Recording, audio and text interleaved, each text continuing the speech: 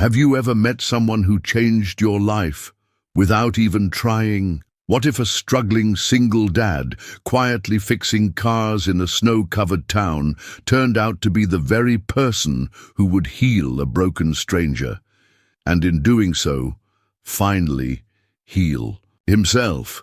This is a story about second chances, quiet generosity, and the kind of love that doesn't arrive with grand gestures, but with hot cocoa, small kindnesses, and the courage to stay.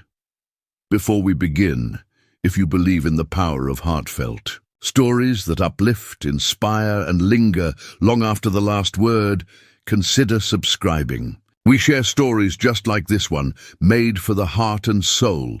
Now, settle in, take a deep breath, and let me tell you the story of the struggling single dad who helped a lost traveler and changed her life forever. Struggling single. Dad helped a lost traveler.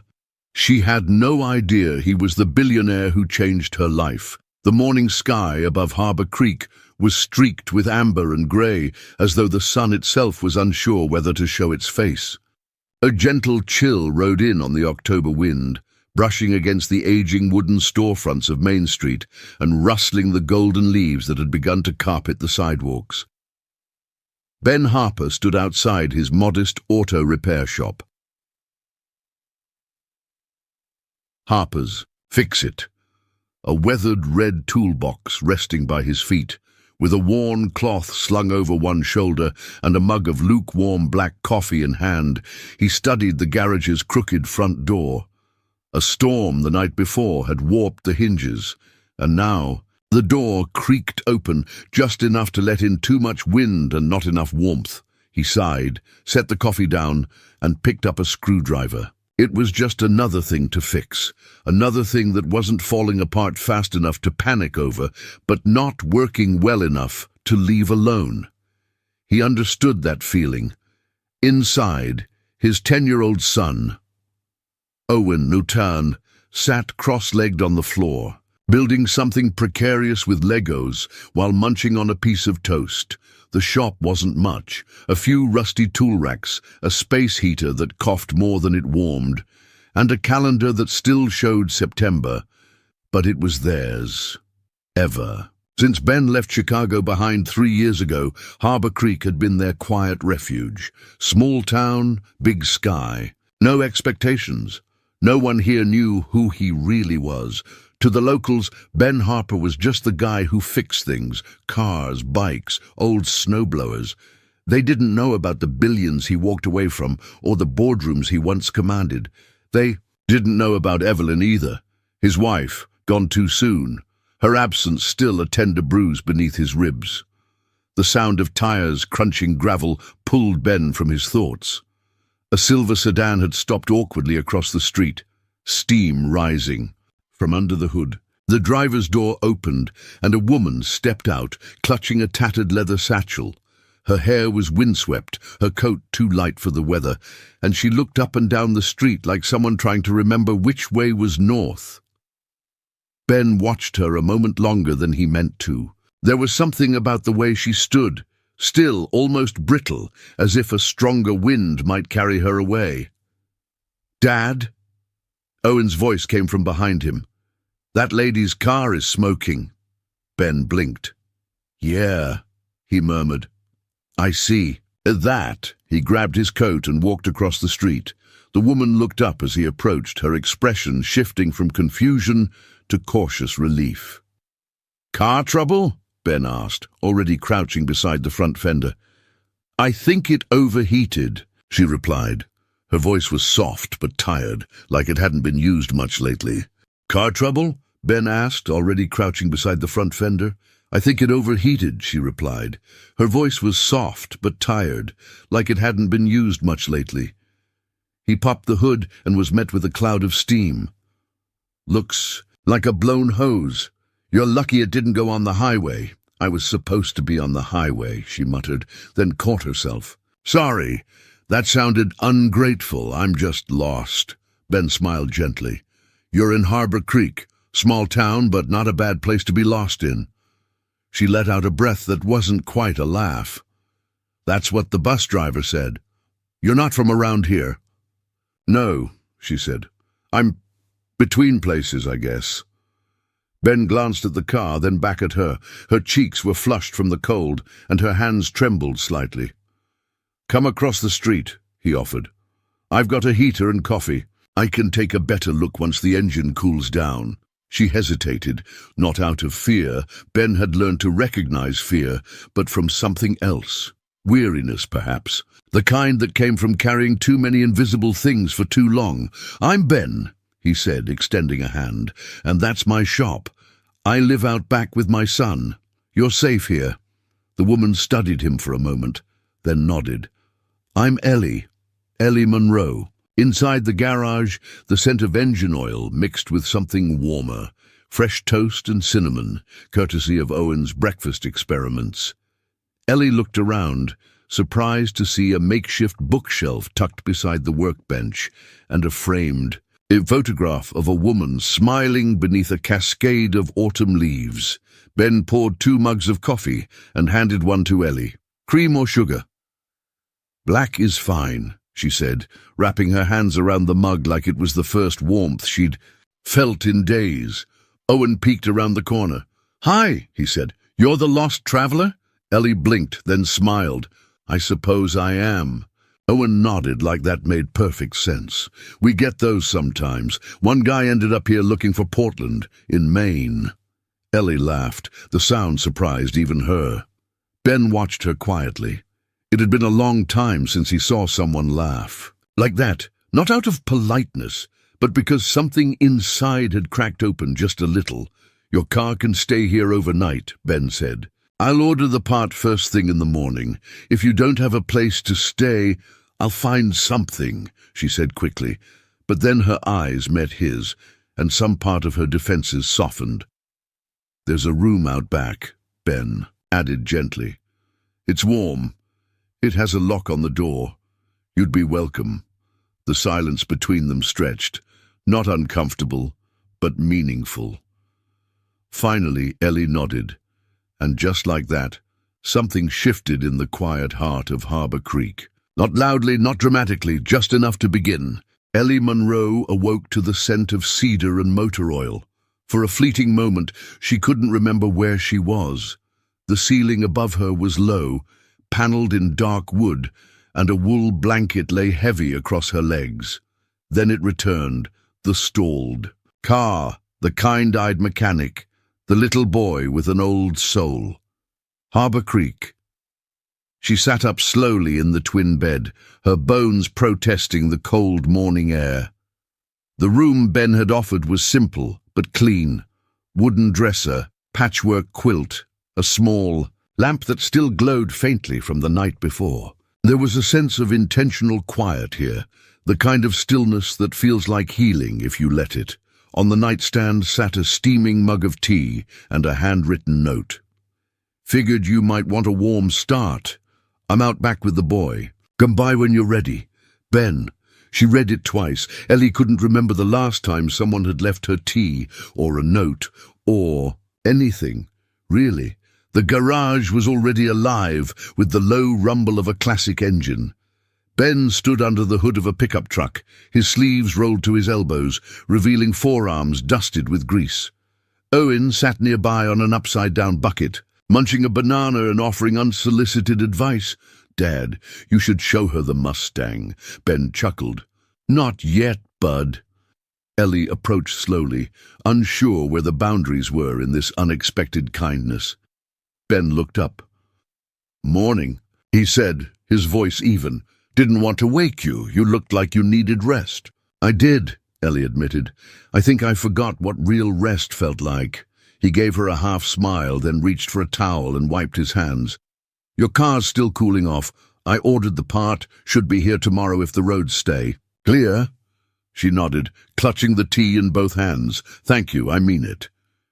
You hungry? Owen chimed in. Dad makes weird pancakes, but they're not poison. Ellie laughed, a warm sound that surprised her again. I'd love that, she said. In the tiny kitchen behind the garage, the 3 of them ate pancakes that were, in fact, slightly odd, shaped like stars and dinosaurs, and one that looked suspiciously like Abraham Lincoln. The syrup was real maple, the butter soft. Ellie hadn't felt this grounded in months. They talked about little things, weather, the best sledding hill in town, the annual chili cook-off that apparently had been a serious source of controversy last winter. But under it all, there was something unspoken, the shared weight of things not said.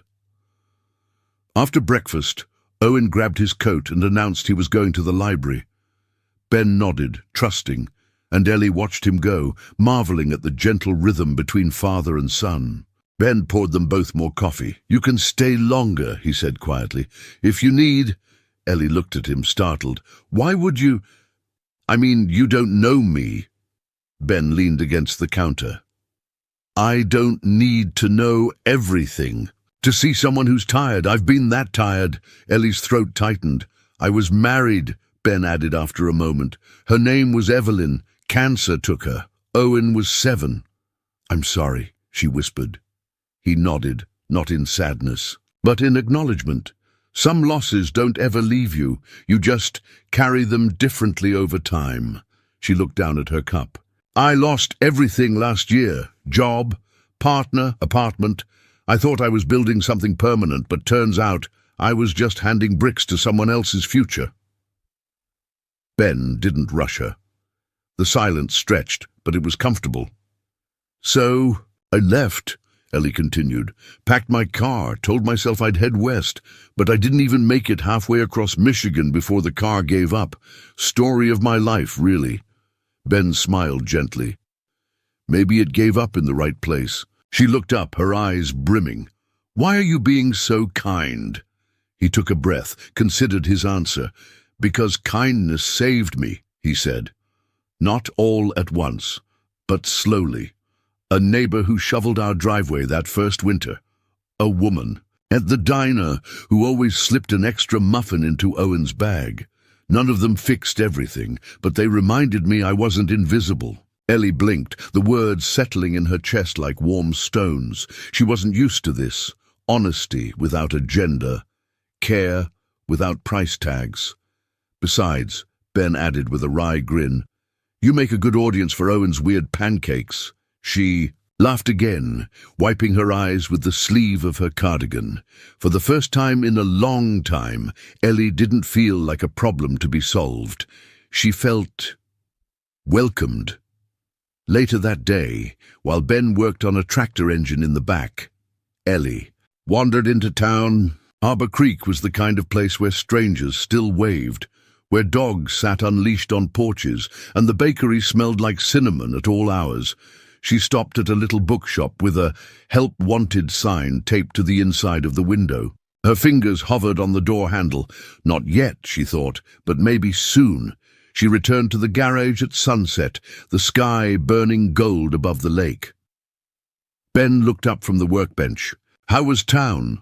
"Small, kind, honest," she said. "Sounds about right." She hesitated, then added softly, "I might stay a few more days, if that's still okay." Ben didn't answer right away. He simply nodded and said, "We've got room." By the end of her 3rd day in Harbor Creek, Ellie had begun to breathe more deeply.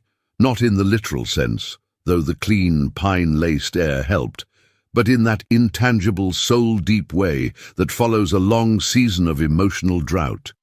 She still didn't know how long she would stay, but for the first time in months, she wasn't in a rush to leave. The town had a rhythm of its own, slow, patient, unbothered by the world outside. The people she passed greeted her not as an outsider, but as someone already known. The barista at Good Gracie's cafe called her Hon by the 2nd day.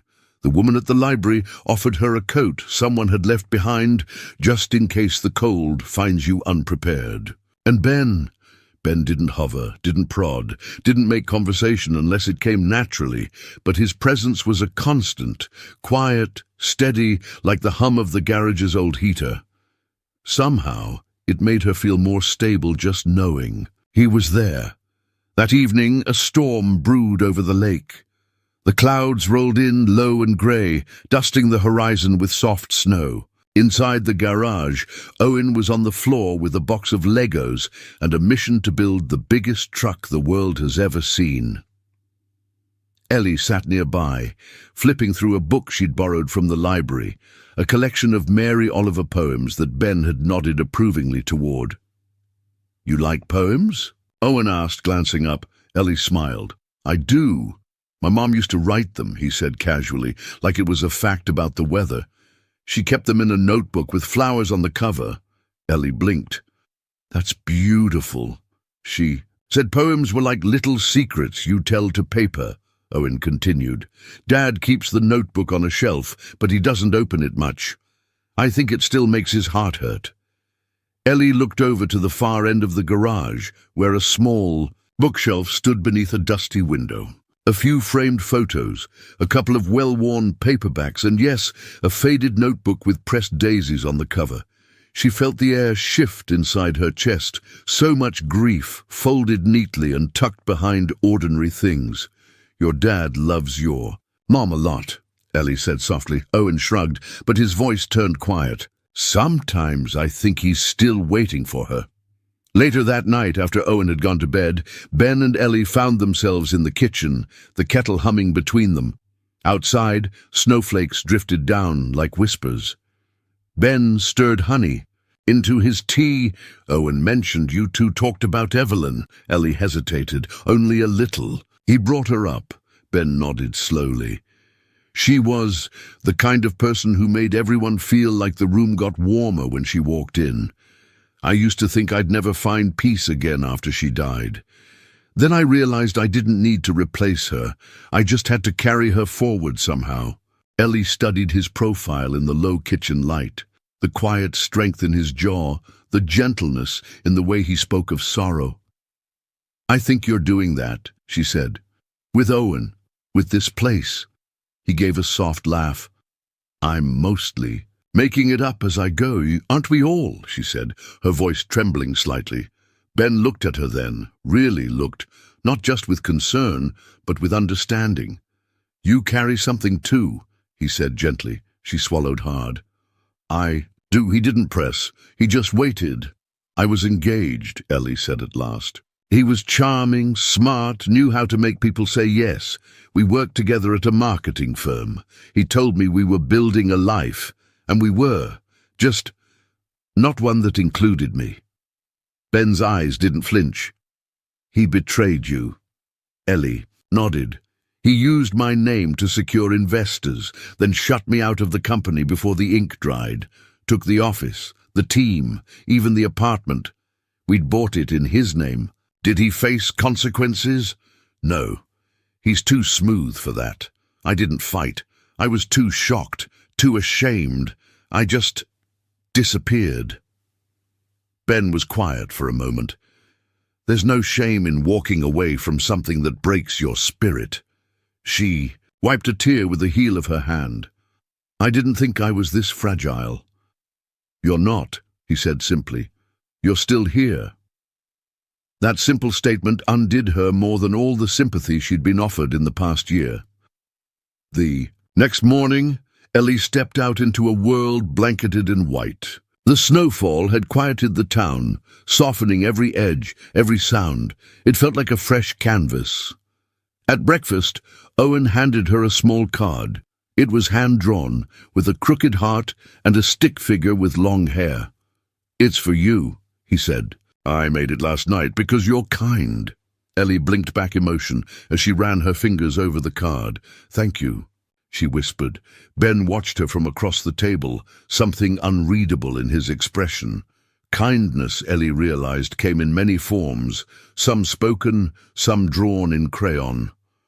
That night, as the fireplace crackled in the small living room, Ben took down the notebook with daisies on the cover and handed it to Ellie. "She would have liked you," he said. Ellie opened the book and began to read. "Let your heart break if it must. That's how the light gets in." She closed the notebook and looked up at Ben, her eyes shining. "I think maybe I'm starting to understand that." It began with a tray of cinnamon rolls. Ellie had wandered into Gracie's cafe that morning for a quiet cup of coffee and a moment to herself. but instead found herself holding a warm metal tray lined with parchment paper and sugar glaze being directed, somewhat forcefully, toward the old white church at the end of Main Street. Harbor Creek's harvest bake sale is tomorrow. Gracie, a sprightly woman in her 60s with sharp eyes and an apron that read Queen of Rolls, explained. And since you're staying with Ben Harper, that practically makes you one of us, Ellie hadn't argued. There was something oddly comforting in being drafted into something so small town and wholesome, something normal, something human. The church's kitchen was buzzing when she arrived. A few women were elbow-deep in flour, and the air smelled like nutmeg, vanilla, and childhood. Someone handed her an apron and a mixing spoon like it was the most natural thing in the world. "You're the one staying behind the garage?" asked a woman named Marie, peering over her bifocals. Ellie nodded. Marie gave a knowing smile. "Ben doesn't offer that room to just anyone." Ellie glanced down at the dough she was kneading. "He's been very kind. That man has a quiet way of helping people," Marie said. "Never wants credit. He just shows up when folks need him. Been that way since Evelyn passed." Ellie felt a stir of something unspoken in her chest. Ben didn't speak much about his past, but here in this kitchen, it was clear he was woven into the fabric of this place, in flour, in silence, in the spaces people didn't talk about, but still felt. Later that afternoon, Ellie walked home with a plate of reject rolls wrapped in foil, the kind that didn't make the bake sale cut, but tasted like perfection all the same. As she turned the corner to the garage, she noticed a boy around Owen's age struggling to fix a bicycle chain near the curb. His gloves were too big, and frustration was written all over his face. She approached gently. "Need a hand?" The boy looked up, guarded. "It's fine." Ellie crouched beside him. "Chains are tricky, especially when you're cold and mad." He didn't say anything, but he didn't stop her either. With a few tugs and a twist of her wrist, the chain clicked into place. The boy stared at the bike. "How do you know how to do that?" "I used to ride everywhere as a kid," she said. "Didn't have a car until college. You're not from here. Is it that obvious?" The boy shrugged. "People here don't fix things for other people unless they're a family," Ellie smiled. "Maybe that should change." He didn't respond, but as he pedaled away, she noticed he looked back once before turning the corner. That evening, after Owen had gone to bed and the wind howled softly outside, Ellie found Ben in the garage, working under the hood of an old Chevy. She leaned against the doorframe, arms crossed, watching the way he moved, methodical, quiet, comfortable in the company of machines. "Gracie conscripted me into the bake sale," she said. Ben chuckled, not looking up. "You've officially been baptized into small-town life. They said you help a lot of people around here." He wiped his hands with a rag, then finally turned to face her. "Not really. That's not what Marie said. Or the boy I helped fix a bike for today." Ben leaned back against the workbench. "I just do what I can." "But why?" she asked, genuinely curious. "What keeps you here?" He was silent for a moment, then spoke slowly. "After Evelyn passed, I didn't want to be anywhere. I was angry at everything, her doctors, myself, even Owen sometimes. I left Chicago because I couldn't breathe there anymore. I thought I was running, but Harbor Creek didn't let me hide. People here didn't ask questions. They just handed me tools, gave me space." He glanced toward the back room where Owen slept. And Owen needed normal. He needed snowball fights and neighbors who remembered his birthday, not a dad still chasing money to fill the silence. Ellie took a step closer. "And now," Ben met her gaze, "now I fix things. It's not much, but sometimes people just need one thing to work when everything else doesn't." Ellie's heart softened. "That's more than not much, Ben." He looked at her for a long beat, and for the first time she saw something flicker in his eyes. Vulnerability, perhaps, or trust. Later that night, alone in her room, Ellie opened her journal. For months it had been blank, pages meant for goals she'd never reached, letters to herself she never finished. But now she wrote, "Today I felt like I belonged somewhere, not because I earned it, not because I proved anything, but because someone saw me and said, 'Stay.'" She didn't know how long she'd stay in Harbor Creek, but she no longer saw herself as a traveler. For the first time in a long time, she saw herself as a person with a place to return to. Snow had settled on Harbor Creek like a soft, forgiving blanket, the kind that muted the noise of the world and made everything, even broken things, look beautiful for a while. Ellie stood by the window in the garage kitchen, a cup of cocoa in her hand. Outside, Owen was trudging through the snow with a bright red sled in tow, bundled in layers so thick he looked like a walking pillow. He paused near a maple tree, squinting up toward the branches like he expected magic to fall from them. "He does that every year," Ben said, stepping up beside her. "Swears one of those trees is going to drop a snowflake shaped like a star." Ellie smiled. "He believes in things." Ben nodded. "He does. More than I do, most days." There was a pause between them, not uncomfortable, just full of things. Not yet spoken. "I think I'd like to go with him," Ellie said suddenly. Ben raised an eyebrow. "You sure? Sledding with a 10-year-old in deep snow is not for the faint of heart." She gave him a mock glare. "Are you calling me old?" "I'm calling you unprepared," he said, chuckling. 10 minutes later, Ellie found herself on the slope just behind the community center, cheeks stinging from the cold, and heart unexpectedly light. Owen launched down the hill with reckless joy, a streak of red and laughter. "Your turn!" he called from the bottom, waving. Ellie took a breath, settled onto the sled, and shoved off. The world blurred around her, snow, sky, wind, and she screamed, half in terror, half in delight. She landed in a puff of powder beside Owen, who was grinning from ear to ear. "You scream like a city person," he said proudly. "Because I am one," she laughed, gasping for air. They trudged back up together, and on the third run, they lay on their backs in the snow, catching their breath. Owen was the one who broke the silence.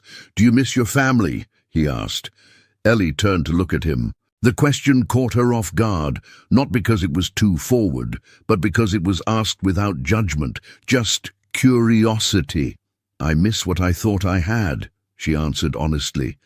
"But I think I miss who I was before it all fell apart. Even more."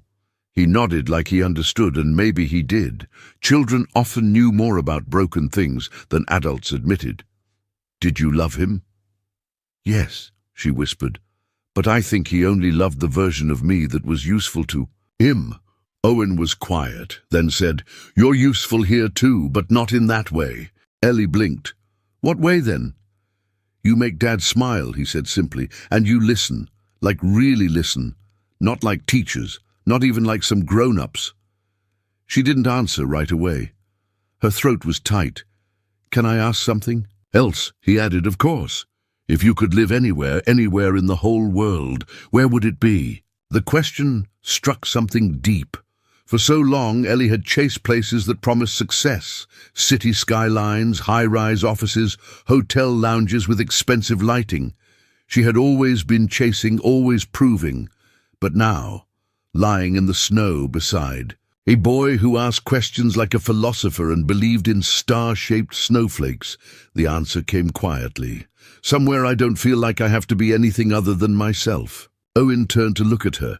"That's here?" She looked back at him, startled. "Don't you see it?" he asked. "You're different here, happier." That night, Ellie tucked the moment into her memory like a photograph. She didn't know what it meant, or what she was ready to admit, but it was true. She was different here. Later, as she helped Ben wash dishes, she told him what Owen had asked. He paused with a wet plate in his hand. "That's his favorite question. He asks everyone who stays long enough. Why? He used to ask Evelyn that before she got too sick." Ben said softly. She always said the same thing. Anywhere Owen is. Ellie swallowed hard. He's been trying to find her answer in other people ever since, Ben added. Ellie dried a dish, then placed it down gently. I think he might have found it again. Ben looked at her, not with surprise, but with something quieter. Gratitude, maybe, or hope. Later that evening, Owen curled up in the armchair beside the fireplace with a blanket and a book. Ellie watched him from across the room, the firelight dancing on his face. She remembered the way her fiancé used to speak about children, with polite detachment, like they were something to avoid or schedule around. He never wanted kids. Too messy, he said. Too much noise. But here was a boy who asked questions that made you think about your whole life. And she found herself thankful for the noise. She opened her journal and wrote, "Love is not always found in grand moments. Sometimes it's in the quiet questions of a child, the kind that show you what still lives inside your heart." The town of Harbor Creek was aglow with twinkle lights and pine garlands. It was the first Friday of December, the night of the annual Tea Festival of Light. And Main Street looked like something from a snow globe. Cozy, magical, timeless. Ellie stood at the edge of the square, wrapped in a borrowed wool coat, and watching as children weaved between booths, selling hot cocoa and handmade ornaments. Music floated in the air, an old man playing fiddle, a choir of high schoolers humming. Silent night. Laughter echoed off the buildings, like a memory you didn't know you'd missed. She had never experienced anything like it, not even as a child. Her winters had been filled with artificial trees and forced smiles. Her adult holidays had been mostly networking events wrapped in faux sentiment and overpriced wine. But this was real. Pretty great, huh? Ben appeared beside her, holding 2 paper cups of cider, steam curling from the rims. "It's magic," Ellie said, smiling as she took the cup. "Like someone bottled joy and let it loose in the streets." He chuckled. "Don't tell Gracie that. She'll start selling it in jars." They sipped in silence, watching Owen run toward the fire pit with a group of kids, his cheeks pink from the cold, eyes alight. "You've given him something beautiful," Ellie said softly. Ben didn't look at her. "He gives me more."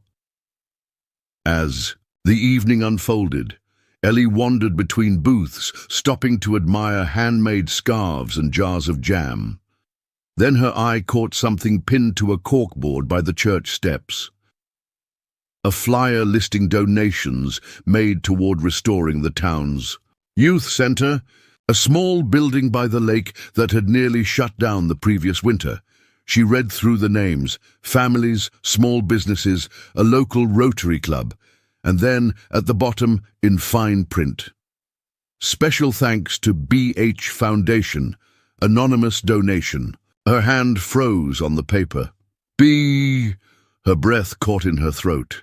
She'd seen that name before, years ago on a donor list for an arts education program in Chicago, and once, discreetly, on an internal spreadsheet during her time at Monroe. And Blake, the firm she had helped build before it was taken from her. Back then, she'd assumed it stood for a faceless trust fund. No one ever talked about who it belonged to. But now, standing here in Harbor Creek, sipping cider beside Ben Harper, her thoughts couldn't help but wonder. Could it be him? She turned to look at him. He was crouched down by Owen, helping tie a shoelace, laughing at something the boy had said. He looked so natural, so grounded, so utterly not like a man who would have millions tucked into quiet philanthropic arms. But kindness, she had come to learn, didn't always look like a grand gesture. Sometimes it looked like a man who stayed up late fixing broken snowblowers. For free, a man who offered strangers warm rooms, no questions asked, a man who brought light without needing to stand in it. Later that night, back at the garage, Ellie stirred the fire while Ben made tea in the kitchen. Her mind spun. She didn't want it to be true. Or maybe she did. She wasn't sure. "Hey," Ben said, entering with 2 mugs. "You okay?" "You've gone quiet," She took the cup from him, nodding. Just full. You know, one of those days where the heart feels too small for everything. He smiled at that. Yeah, I know those. She studied his face. There was no trace of performance in him, no arrogance, no sign that he ever belonged to the world of backlit boardrooms and glossy portfolios. But what if that was the point? Can I ask you something? She said suddenly. Sure, if someone gave a lot of money to this town, quietly, wouldn't people talk about it? Ben leaned back in the armchair. They might, or they might not, if the person didn't want attention, but wouldn't you be curious? He looked into the fire for a long moment before answering. I think if someone gives because they want to be seen, that's one thing. But if they give because they remember what it was like to need, and they want no one to feel that again, that's something else. His words hit her like a quiet thunderclap. Why do you ask? He added gently. She hesitated. I just saw a name. One I'd seen before, and it made me wonder. Ben didn't press. That night in her room, Ellie opened her journal. Her handwriting was steady, but her thoughts were anything but. There's a man here who fits too well into the cracks of this town. He fixes what breaks and says little, but I think he's built more than I see. And I don't know whether I want to be right or wrong. She closed the book and looked toward the bookshelf where Evelyn's notebook still rested. A light snow had begun to fall outside again, and somewhere deep inside her, a new thought took root. What if the most powerful people in the world weren't the ones who shouted the loudest, but the ones who whispered hope into places that needed it most? The air in Harbour Creek had turned sharper, tinged with that peculiar stillness that came right before the snow. Ellie stood by the window of the garage kitchen, staring out at the skeletal trees lining the back road. The world was settling into winter's silence, but inside her a different storm was brewing. She couldn't stop thinking about the initials. BH Foundation. She had seen them again that morning, this time on a bulletin board at the local library, pinned beside a thank-you note for new children's books and a set of laptops donated to the after-school program. Courtesy of BH Foundation, quietly present, deeply appreciated, and next to it, taped haphazardly, was a scanned page of an old article about anonymous donors saving struggling rural towns, one of them being Harbour Creek. Ellie stared at the words until they blurred. She didn't want to believe it, not because she doubted Ben's goodness, but because she couldn't reconcile this man, who fixed busted trucks and made weird pancakes, with the man who might command vast sums of money behind the scenes. Could a man be both? That night, after Owen had gone to bed, Ellie found herself seated at the small kitchen table with Ben. He was drying dishes, humming quietly to himself. There was something so natural about him in that moment, wholly present, unpretentious, but her mind was no longer quiet. Ben, she said, careful not to sound too abrupt, can I ask you something personal? He paused mid-dry, turned to her. Sure. What did you do before you came to Harbour Creek? He didn't answer right away. His fingers worked slowly over the dishcloth. Finance, he said finally. In Chicago. Her heart stuttered. What kind of finance? Private. Capital, venture backing, startups mostly. He said it without flinching, like stating the weather. Too much stress. Not enough meaning. Ellie's fingers tightened around her mug. And then, you left it all? Ben nodded.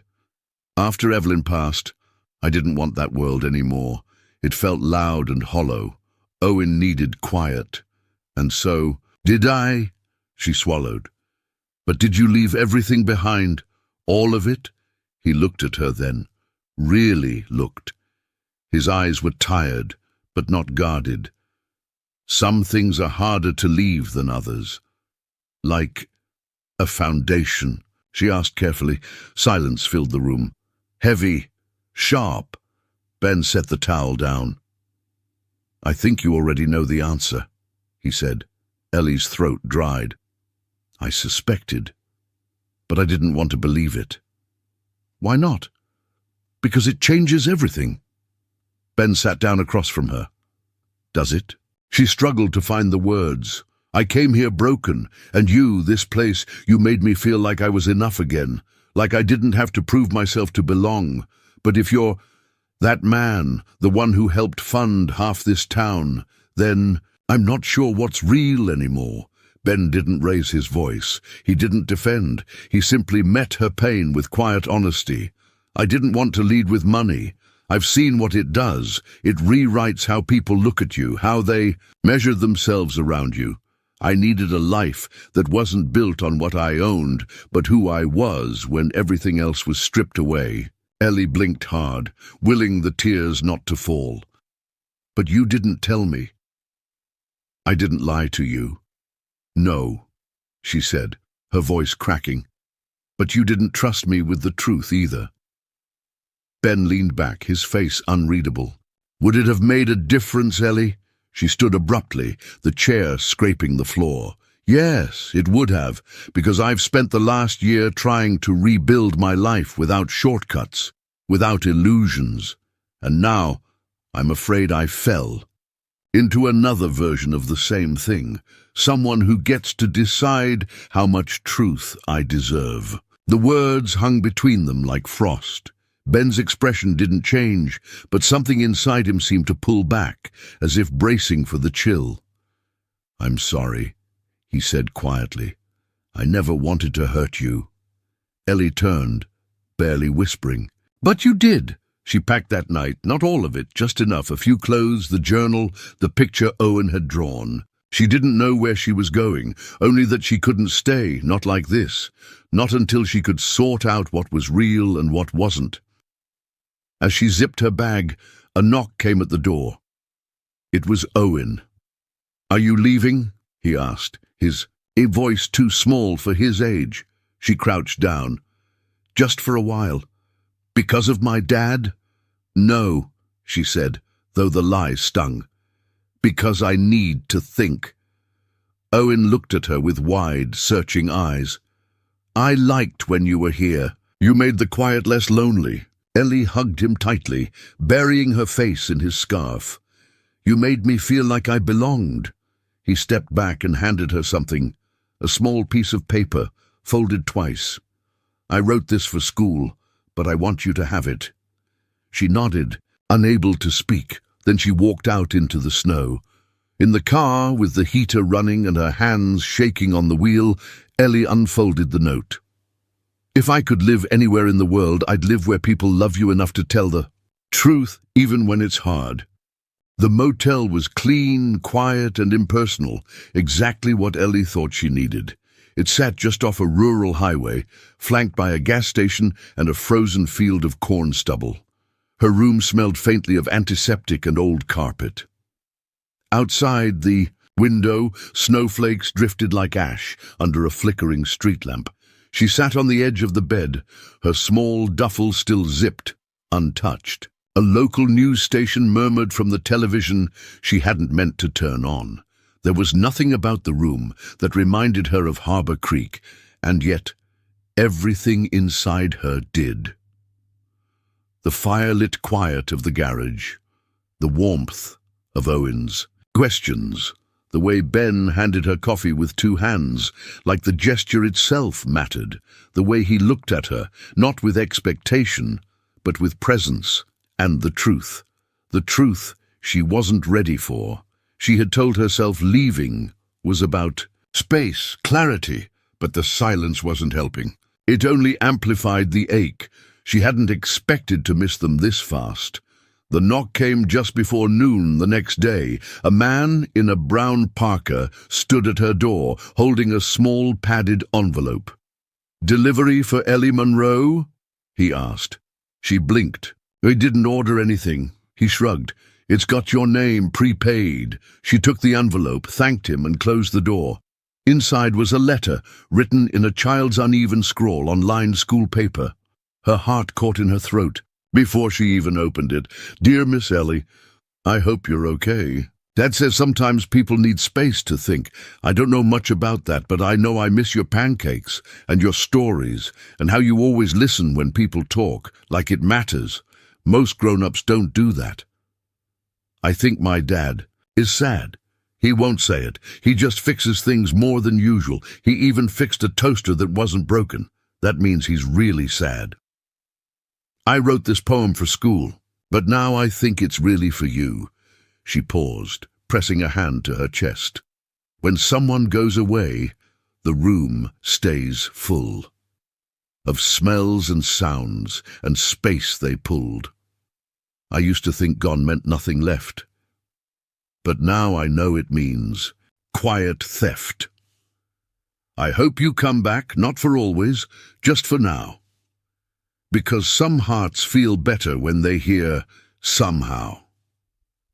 Ellie covered her mouth. Tears blurred the ink.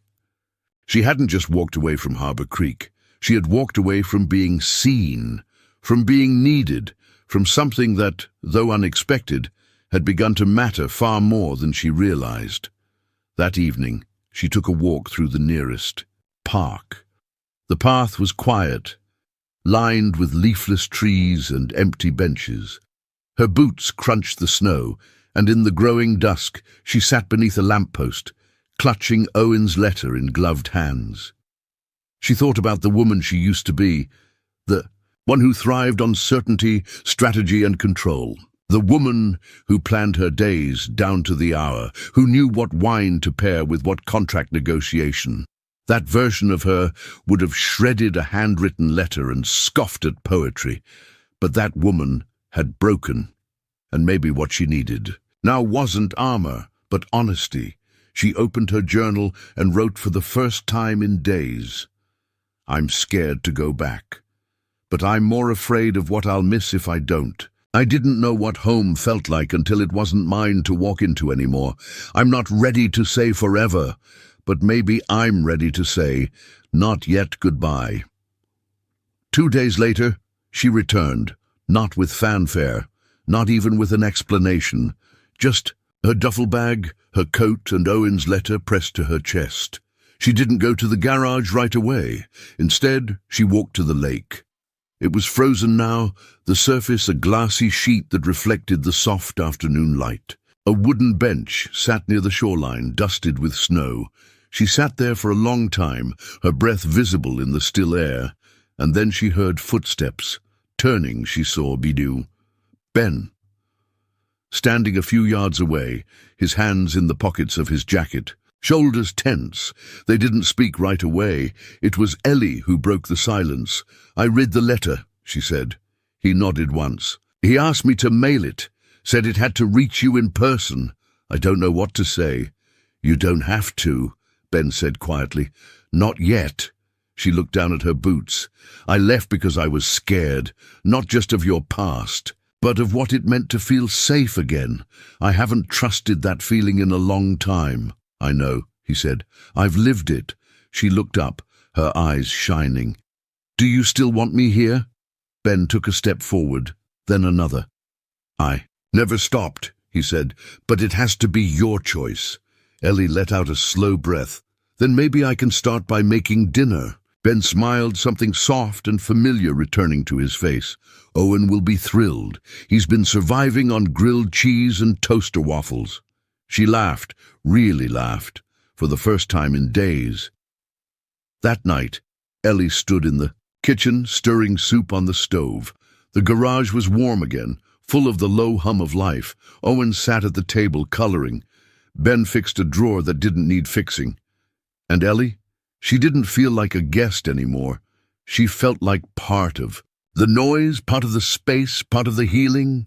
Snow fell in delicate spirals over Harbor Creek's town square, dusting rooftops and pine wreaths with shimmering softness.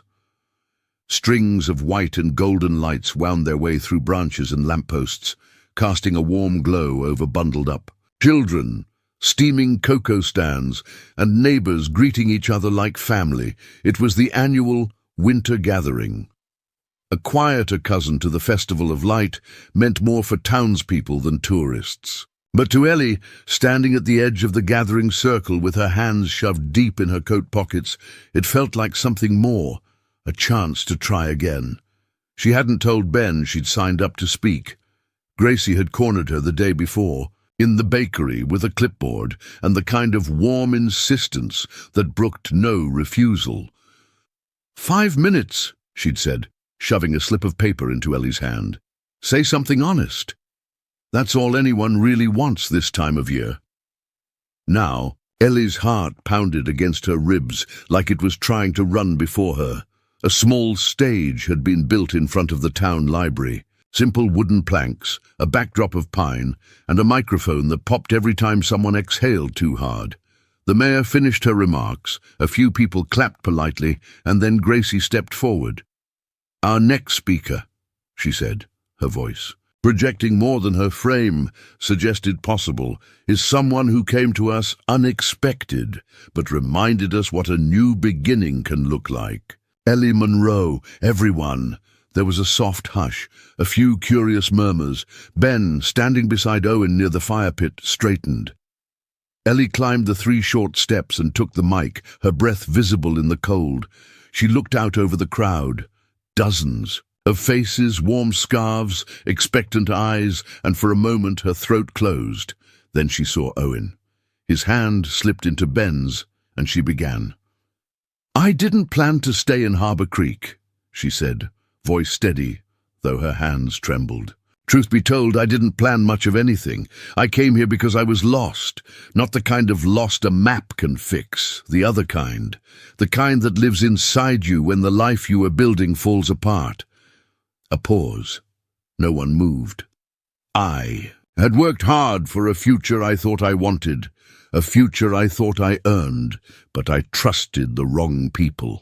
And when it all fell away, my job, my relationship, my sense of worth, I didn't know who I was without it. She let the silence settle. A few people nodded, and then I broke down. Right here in your town. My car gave out, and so did I. But instead of judgment, I was offered hot cocoa and a warm room, and space to be something other than broken. A soft laugh rippled through the audience. I didn't expect kindness, and I certainly didn't expect it to be the thing that would begin to put me back together. But that's what this town does, what people like Ben Harper do. Her eyes flicked toward him. He stood very still. He didn't ask me for anything. He just gave. Time, space, quiet, a place to remember who I might still be. She drew in a breath, voice catching. I know not everyone here knows my story, but I want to thank you for not needing to, for letting me find my place anyway. I'm not perfect. I still have a lot to rebuild. But for the first time in a long time, I don't feel like I'm doing it alone. She paused, then added softly, and I hope that someday someone else who's lost might find their way here too, because if they do, I know they'll be found. Applause rose, not loud but long, as though the town understood exactly what had just been offered to them, not a speech, but a piece of someone's truth. Later, as Ellie stepped off the stage, she felt a hand gently close around hers. Ben, you didn't have to say any of that, he said quietly. I wanted to, she replied, eyes meeting his. I needed to. They walked a few steps away from the crowd, toward the edge of the lake, where the lights reflected off the glassy ice in ripples of gold. You were brave, he said. I was terrified, she admitted. He smiled. That's usually how bravery works. She turned to face him fully. Ben, I know I hurt you. When I left, I didn't know how to stay when everything felt uncertain. I wasn't sure if what I felt was real or just comfort. And now, he asked gently. She took a breath. Now. I know it's both, and I think that's okay. I think maybe that's how love starts. He studied her face for a moment. Is that what this is? I don't know if it's all the way there, she said honestly. But it's more than I've felt in a long time, and it's honest. I think that matters most. Ben didn't answer with words. He reached out, brushing a snowflake from her cheek, and for the first time since Evelyn, he allowed himself to hope. That night, as the town dispersed, Ellie stood beside Ben and Owen by the fire pit, holding a cup of cider and listening to the soft hum of a community that had become, quietly, unexpectedly, hers. She wasn't healed, but she was healing, and she was home. The email came on a Tuesday morning. Ellie was at the small desk in the back of the library, labeling returned books and sipping lukewarm tea, when the notification chimed. She opened it absent-mindedly, expecting a shipping receipt or town newsletter. Instead, it read, "Ellie, we heard you've been off the grid. I hope you're well. We've missed your fire, your insight, and your gift for bringing people together. We're building something new, bigger than before, and we want you at the table. Lead strategist, Chicago-based, full salary plus equity. Name your terms. You don't owe us a yes, but you deserve to know the door is open. Caleb Whitmore, Westridge Ventures." Her hand went still on the keyboard. Westridge was one of the fastest-growing venture firms in the Midwest. Caleb was a name she hadn't heard in over a year, since the scandal, since she disappeared. And yet here he was, offering a fresh start, a new chance, and a salary that could erase years of struggle. The world she had left behind had come looking for her. She walked home that afternoon in a daze, boots crunching the snow-covered sidewalk. The words looping in her mind, like a record stuck on repeat. Name your terms, full salary, lead strategist. By the time she reached the garage, the sun had dipped low, casting the sky in a soft, violet glow. Inside, Ben was fixing a snowblower for one of the neighbors. Owen sat nearby, painting something on a scrap of wood. Concentrated, tongue poking from the side of his mouth. Ellie watched them quietly for a moment, heart aching with indecision. Could she really give this up? Could she really stay? That evening, after Owen had gone to bed, Ellie sat across from Ben at the kitchen table, her laptop open but untouched. "I got a job offer," she said. Ben looked up. "In town?" She shook her head. "Chicago." He didn't speak. "They want me back. Not just as a staffer, leading a team, equity stake, creative control, everything I thought I wanted." Ben's voice was quiet. "And what do you want now?" That was the question, wasn't it? "I don't know," she said truthfully. "I thought I did. I thought if I could prove I was still valuable, still sharp, that maybe I could reclaim something I lost. But now..." She looked down at her hands, her voice softening. "Now I'm scared that if I say yes, I'll lose something I didn't. No, I needed." Ben reached across the table, his hand warm over hers. "You don't owe anyone the version of you that broke to please them." She met his eyes, full of gentle clarity. "I wish I'd met you before," she whispered. He shook his head. "You met me exactly when you were meant to." The next morning, Ellie stood at the lake, the surface frozen and quiet. The letter from Westridge was printed and folded in her coat pocket, heavy like a stone. She watched the wind scatter loose snow across the ice and thought about what she'd built in Harbor Creek. It wasn't a career, it wasn't a resume bullet point, it was something softer, something real. She thought about Owen and how he always asked people, "Where would you live if you could live anywhere in the world?" And she heard her answer, clear as the wind through the pines. "Here. Not because it's perfect, but because I don't have to be." That night she found Ben in the garage packing up tools. "I turned them down," she said. He looked up slowly. "Chicago?" She nodded. "They offered me everything I thought I wanted, and I realized I didn't want it anymore." He set the wrench down and crossed the room in a few steps. "Why?" he asked. She took a breath. "Because I'm already doing something that matters." Not out there. Here. I'm helping rebuild lives, including my own. I'm not running anymore. I'm choosing. Ben searched her face. Are you sure? Ellie smiled, the kind of smile that came from knowing, not hoping. Absolutely. He exhaled slowly, relief softening every line in his face. And then she added, half laughing, half serious, also, Owen would kill me if I left again. Later that night, they sat in front of the fireplace. Owen was sprawled on the rug, sketching a design for what he swore would be the world's first solar-powered snowmobile. Ben turned to Ellie. What now? He asked. We build something, she said. Together. Like what? She looked at him, eyes shining. A scholarship fund for people starting over, for people like me. He nodded slowly. We'll call it something that matters. Ellie smiled. We already are. Spring arrived late in Harbour Creek, as if the town wasn't quite ready to let go of its snowy hush. But when it came, it did so gently, with shy crocuses pushing through thawed earth and the soft murmur of birds returning to their familiar branches. The lake, once a mirror of ice, now shimmered in motion again. And just beyond it, beneath the old maple tree that had stood for decades without fanfare or fuss, Ellie sat on a wooden bench that faced the water. In her lap was a folder. Inside, the finalized paperwork for the Kindness Fund. The community scholarship project she and Ben had quietly developed over the last 2 months. It wasn't flashy, but it was personal.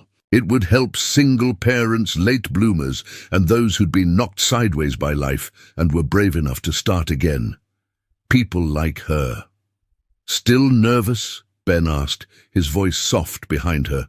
She smiled without turning around. Only a little. He sat beside her, brushing his shoulder against hers, like he'd been doing it his whole life. There's something about putting your name on something that makes it real, Ellie said. And terrifying, Ben chuckled. You put your heart in it. That's what makes it brave. They sat in silence for a moment, watching the sunlight dance on the surface of the lake.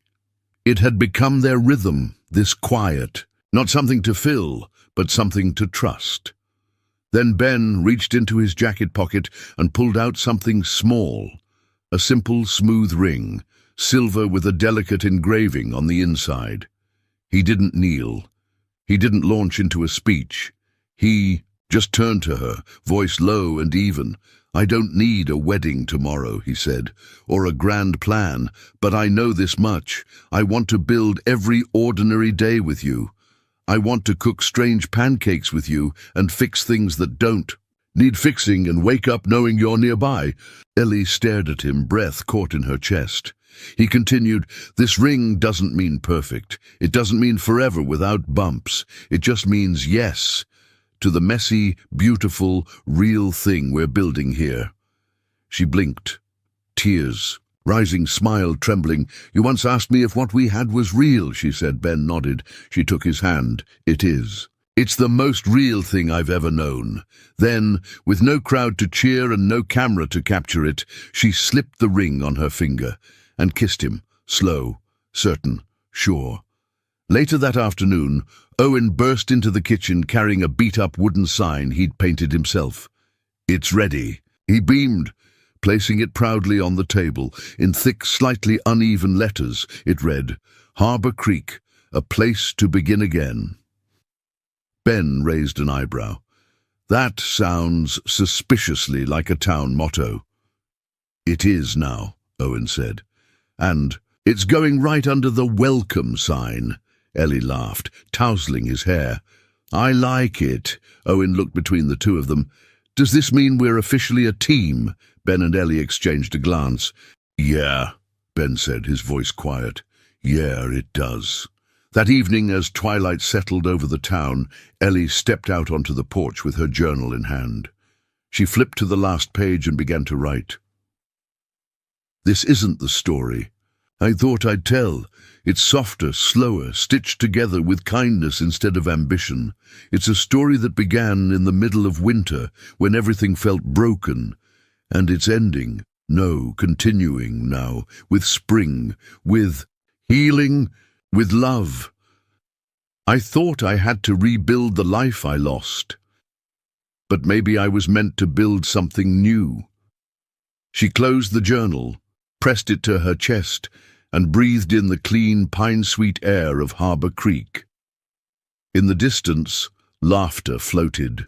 Down the street, mingled with the smell of fresh bread from Gracie's bakery. The world didn't feel small anymore. It felt full. The Kusha Kindness Fund had sent 7 adults back to school, helped 4 single parents secure housing, and quietly sponsored holiday meals for families that had fallen on hard times. Ellie and Ben never made speeches about it. They just showed up, at the church, at the food drive, at the garage. Owen was now 11 and obsessed with mechanical design. He'd built a snowplow attachment for his bike, which didn't exactly work. But in Harbour Creek, trying had always mattered more than succeeding. And Ellie? She'd found not just a town, or a partner, or a second chance. She'd found herself again, not the polished, calculating woman who once believed her worth was tied to performance, but the woman who listened, who stayed, who chose love, even when it felt uncertain. Sometimes the greatest wealth isn't in what we own, but in who we become when someone finally sees us and lets us stay just as we are. I'd love to know. Where are you watching from? Let me know in the comments below. It's always amazing to see how stories like this can connect us across towns, states, and even oceans. And if this story touched your heart, even just a little, consider subscribing to the channel. We share stories that remind us all of the goodness still left in the world, one chapter at a time. Thank you so much for spending this time with me. Your presence here truly means more than you know. Until next time, take care of yourself and take care of each other.